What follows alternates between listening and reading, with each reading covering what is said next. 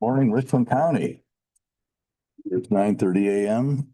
Thursday, April 9th. The Richland County Board of Commissioners is now in session. I'm County Commissioner Cliff Mears, joined by fellow Commissioners Vero and Banks, our Senior Clerk Stacy Kroll, our County Administrator Andrew Keller, and online we have Carl.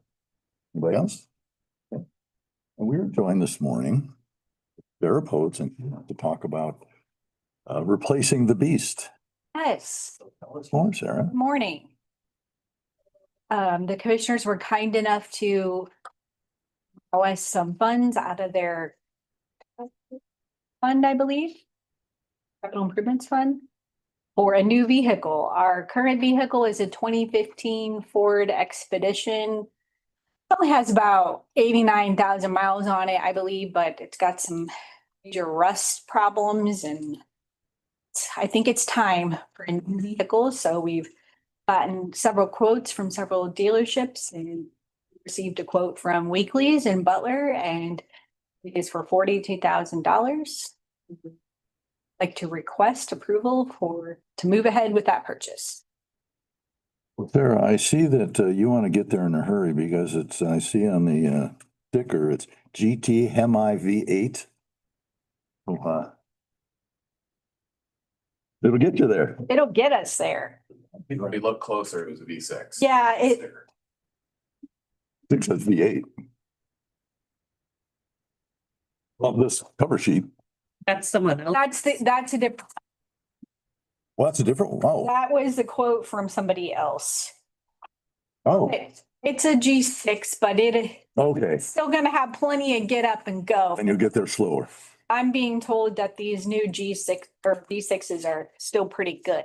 We were talking this week that the beast wouldn't start this week, so you had to.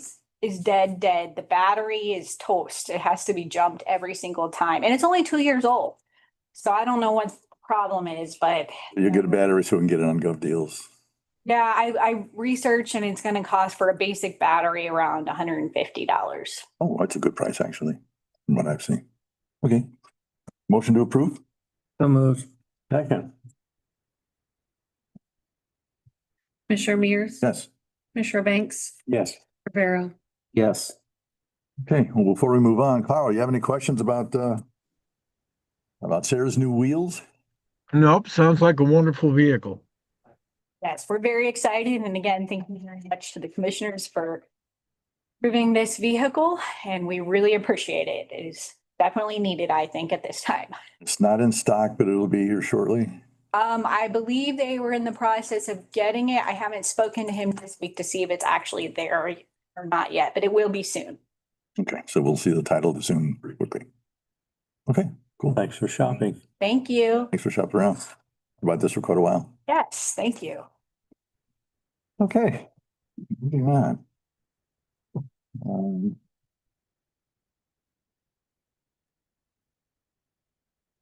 Can I have a motion to certify the record of proceedings for April 9th? So moved. Second. Oh, no, I'm sorry. 7th, today's the 9th. No, yes. Human. Right, for April 7th. Yep. Okay. Commissioner Mears, Yes. Commissioner Banks, Yes. Commissioner Rivera. Yes. Motion to approve requisitions. So moved. Commissioner Mears, Yes. Commissioner Banks, Yes. Commissioner Rivera. Yes. I have a motion to approve weekly transfer and additional appropriation request. So moved. Question on I see we are transferring Stacy general fund money to assist with the CAC closure.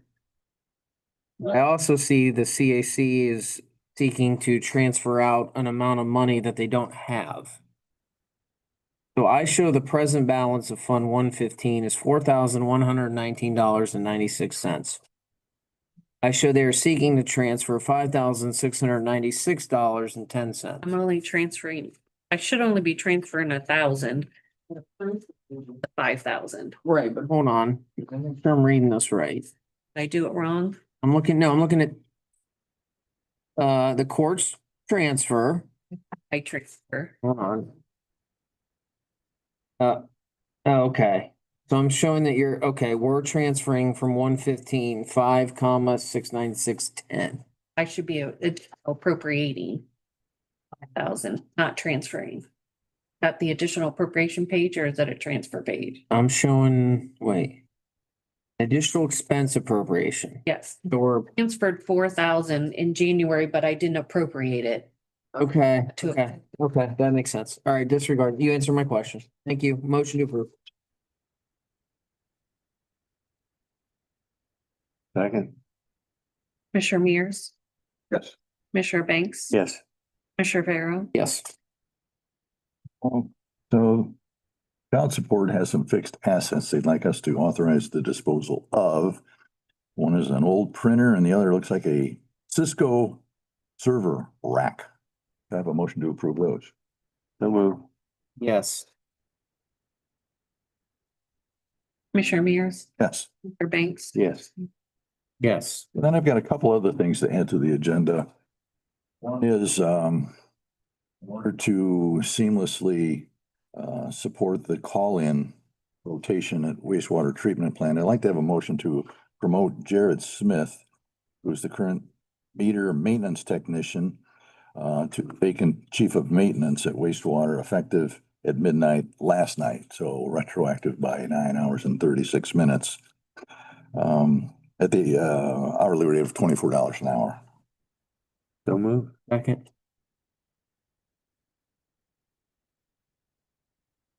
Commissioner Mears, Well, Commissioner Banks, yes. Commissioner Vero. Yes. And we have, either Daryl has, the intergovernmental agreement. Had an ongoing work of repairing the Plymouth Bridge up in Plymouth, the Ashland Railroad Bridge that has been closed off for several years. I'm thinking 23, but it may have been before that. And we've been seeking an intergovernmental agreement around county and the city. And Andrew, would you like to give some details on that? I know you. Sure, this agreement is actually really good news for the residents of the village of Plymouth. As many folks know, the railroad bridge on Baseline Road, which connects the village from east to west, west to east, has been closed. And it's critical for public safety, it's critical for commerce. And so the problem being it's a very expensive bridge replacement. And this has been truly an all hands on deck effort, no pun intended there, between the Village of Plymouth, the Richland County Board of Commissioners, and the Huron County Board of Commissioners, and the state of Ohio. And thankfully, we've had assistance from our state representative, Marilyn John, from the Ohio Department of Transportation and the Railroad Commission, including Ashland Railway. And all of this has culminated in this intergovernmental agreement where we're expecting a project that's estimated to cost $3,308,000 for this bridge replacement. ODOT has generously committed to being first in money for $3 million, covering the vast majority of the cost of this project. That leaves a balance of $308,000 for a local share. Of that $308,000, the Village of Plymouth has committed $92,000. That leaves $210,000 to be split between Richland and Huron, as the bridge is literally on the county line between the two. And our county engineer, Adam Gove, will also pay a portion of Richland County's share out of his gas tax funds and license funds. And Huron and their commissioners and their engineer will engage in a similar split of. So that's what this agreement is. It's really a success of collaboration between the local governments. And most importantly, I think the big winner here are the residents of Plymouth, as well as folks that are traveling through. Work on that, Andrew and Cliff. You guys really drove the boat on that. Good summary. Thank you. So congrats to both of you. It's been a long time coming, a lot of work, a lot of hours. My thanks also to Andrew for all the work. Maybe Follow-up work. maybe we can do a ribbon cutting and you can ride your e-bike over Hey, it. that's a great idea. We're expecting Huron County to approve it next Tuesday. They may want to tweak just as to their allocation between engineer and commissioners, but we're there, so. If I could point out, Carl, this is very close to the police station, so this will improve response times up there in Plymouth as well. I have a motion to approve. You have that? Oh, I've got that. And I've got signatures. So I don't need any. No, yes, you No, we still need to improve the intergovernmental agreement, right? You can approve the agreement today. Okay. Motion to approve. second. Commissioner Mears, Yes. Commissioner Banks, Yes. Rivera. Yes. Carl, do you have any questions about that?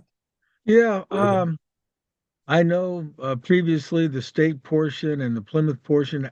Andrew, when it comes to how much Richland County is paying and how much Huron County is paying, I know there's still, you said Huron County might tweak the amount difference between them and their county engineer, but how much is each particular county responsible for regardless of how it gets divvied up? Under this agreement, Carl, it's $105,000 for each county.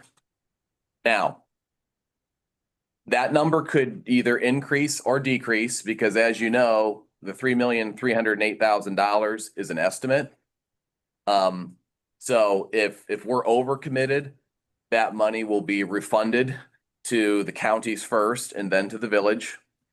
If it comes in over budget, both counties have committed up to $250,000 each. So right now it stands at 105 each, but this agreement allows for an increase up to 250 for each county if it comes in over budget. Okay, and I know this had the Richland County, the commissioners had approved this and Adam had approved this at some, maybe a month or so ago, maybe longer than that. What was was there a delay in Huron County in terms of them deciding to do this, or what was kind of the sticking point, if any? Well, it's been a long deliberative process. Frankly, this agreement had to be drafted for one thing, to allocate financial responsibility. So I think it's mainly a product of regularly scheduled meeting times for the different local units of government. The village meets, I think, twice a month.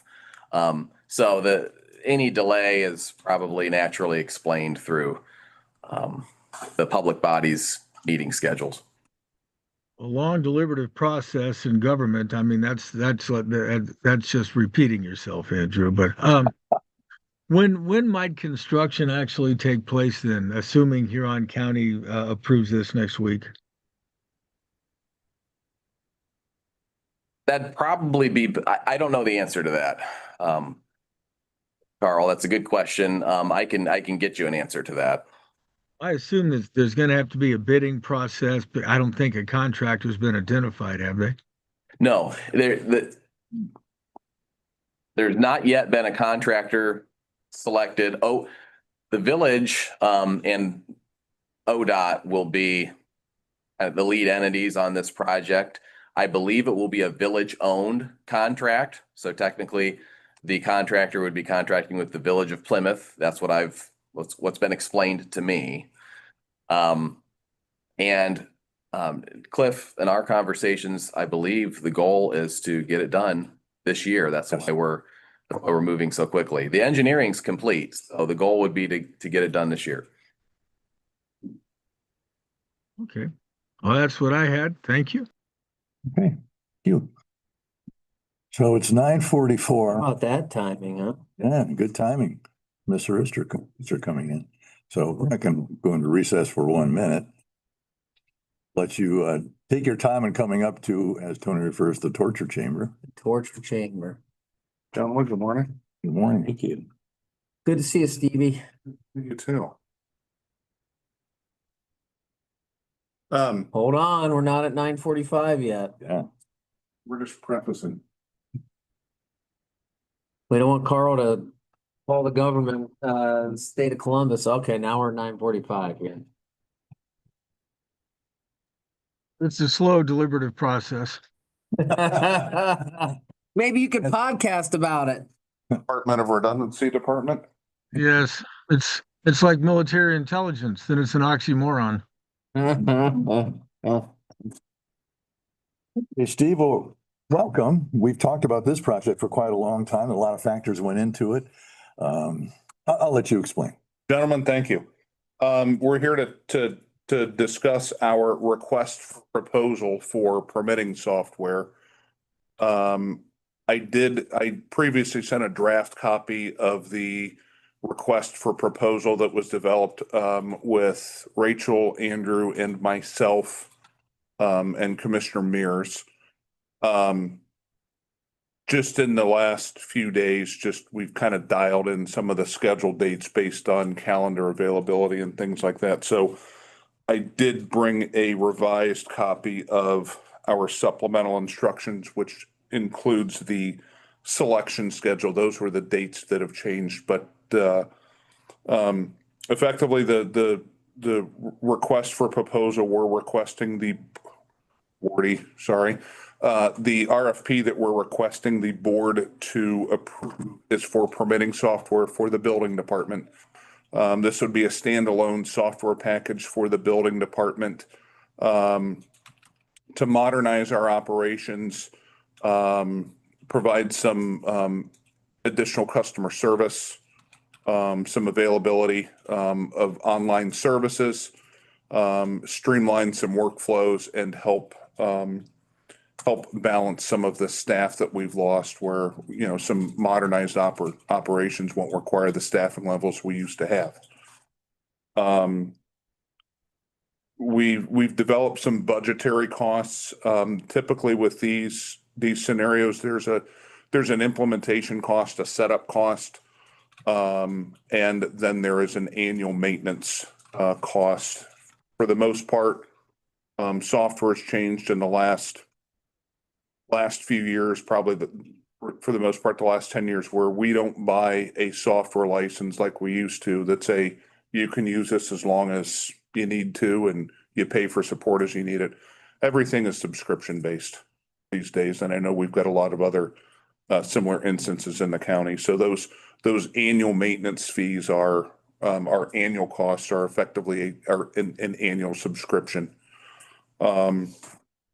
We don't buy hardware. We don't get things on CDs or flash drives or things like that anymore. This is all web-based software. So you need an internet browser and an internet connection, and you can access it from anywhere. The cloud. The cloud, which also helps our IT staff as well. It lessens some of the load on them as far as managing hardware, buying hardware, supporting our department. And this is the way that a lot of these programs and systems operate today. Just some high level facts and key points in the RFP. Again, we've got a selection schedule. We're hoping to advertise on Monday, the 13th. We're ready to go.